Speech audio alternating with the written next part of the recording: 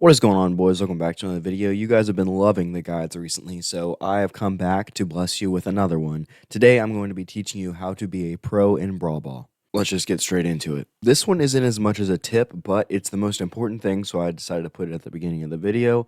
And people care too much about positioning in Brawl Ball, and they don't follow the ball as much as they just try to get kills. And it's so frustrating to me. If you mainly follow the ball and stay near the ball, you're going to be in a lot better position than if you're just trying to get kills. A lot of people at lower levels think, if I kill them, then we'll be in a better position. And that's true. However, you want to position yourself around the ball. So if the ball's in the middle, then yeah, it's going to be like a normal, 3v3. But if the ball is in the bottom left corner, then it's going to be a little bit different. The lanes are going to be different, that kind of stuff. But you always want to position yourself in a lane near the ball. You'd never want to be away from the ball unless you're like low or something. That is understandable. But you don't want to be like fighting a 1v1 on the other side of the map when the ball is on your side of the map or vice versa.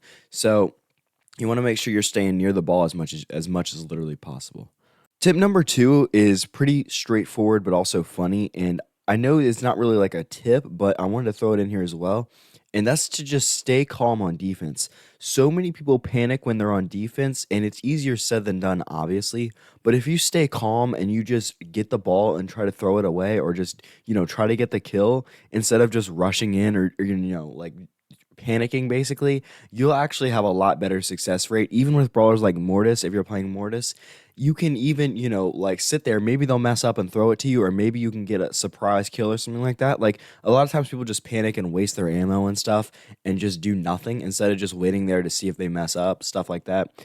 But yeah, people just need to learn how to like chill out and not panic, because that's how a lot of goals are given up. Tip number 3 is you're always safe with wall breaks in Brawl Ball, because even if they're not good necessarily in Brawl Ball, they're still going to be really good for opening the map up around the other team's goal and making it easier for your teammates to score. So especially if you're running like a team where you know what the other brawlers are going to be, if you're, in a party with somebody, then you can be like, all right, I'll be Brock or I'll be Bo. Or even if they're not good on that map, they'll still be really good at breaking open the wall and giving your team an advantage. In randoms, it's a little bit different, but you can still do it, to be honest with you. As long as your teammates don't sell, you can be Brock and open up the walls and get some free wins that way. Most of the time, like generally speaking, you want to stay away from sharpshooters in Brawl Ball, because it's not necessarily about how many kills you get, it's just about scoring the ball. So like let's say you're a Piper and you're facing an El Primo, you may kill him 7 times and never score, and he may kill you once and then score. So like kills don't really matter. So if you're a newer player especially, I would stay away from using sharpshooters in Brawl Ball,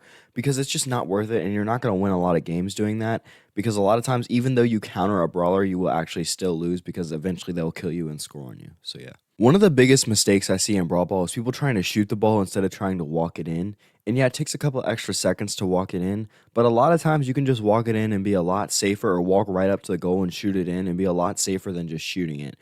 A lot of new players don't really know the mechanics on how that works, so they'll just shoot the ball. But if you walk it in, it's a lot higher percentage chance you're going to score, especially if you're using a tank. If you're using a different brawler, obviously it's going to be different. Like if you're using Stu, you're probably not going to be walking it in that much, okay? But if you're using a brawler that is a tank, you're going to want to walk it in more. It obviously depends on the brawler you're using. But if you're using Frank and you keep shooting the ball, yeah, that's just stupid, right?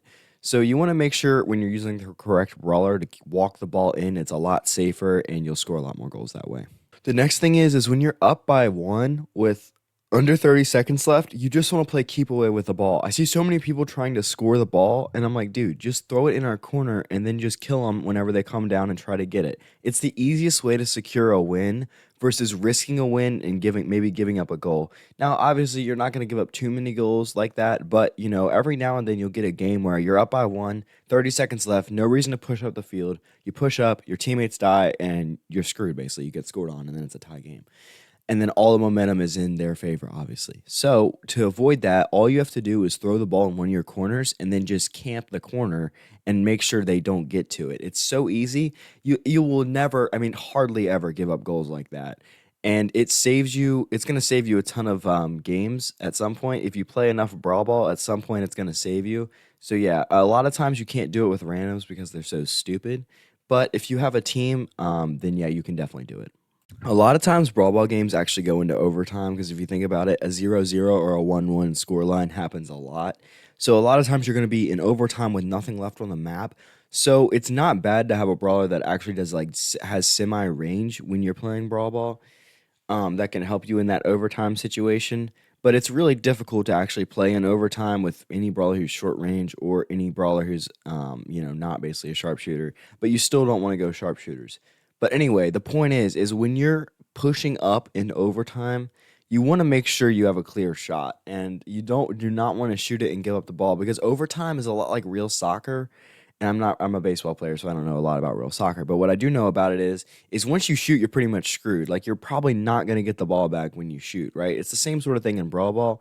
When you shoot in overtime, that's your only shot. So you want to make sure you can line it up and at least get a decent shot off that has a chance of going in versus just shooting something up. You want to, keep control of the ball or pass it between your teammates, stuff like that. You do not want to give up the ball in overtime. So yeah. Thank you guys for watching this video. If you found this guide helpful at all, I'd really appreciate it if you dropped a like. This is one of my favorite kind of videos to make. I love helping you guys, especially you newer players who are new to Brawl Stars, because I know there's a lot of you. So yeah, anyway, thank you guys for watching, and peace out, homies.